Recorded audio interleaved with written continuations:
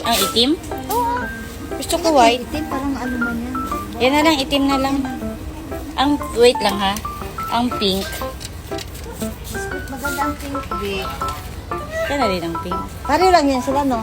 Rice. Same lang. Yan na lang pink, B. Eh, mas gusto ko ang black. Black na lang siya. Pag mag-assemble, madali lang. So, wag na lang, ganyan na lang siya. Para hindi na i-assemble. Eh, ano na lang talaga, cover talaga siya ng ano, protection. Ano, sa baka lang Tara. higpitan na lang yan sa pati sa pink. Mahigpitan yan. Para hindi sa... Ma-adjust man kasi yan. Pwede lang yan sa i-adjust. Adjust yan. Adjust. Okay na yan, ganyan. Kung gusto niyo installment, ma'am, pwede installment. Yung ganun, okay na. Anong installment? Lahat ng item, ma'am, pwede. Installment? So, ano yung requirements? Isang validity lang po.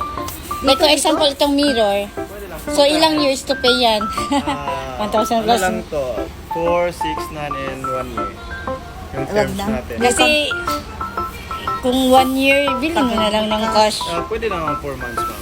Meron kami 4 months. So, how much din per month?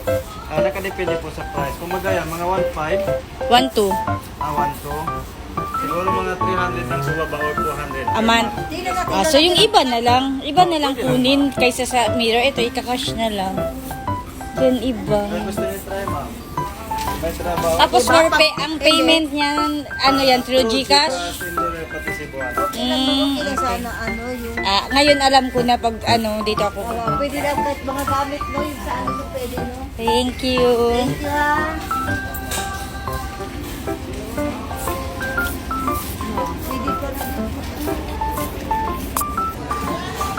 Okay na yan. Wala yan siya damage.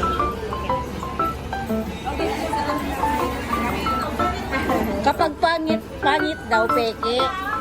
Pag maganda, original. Original? Original kay maganda man. So,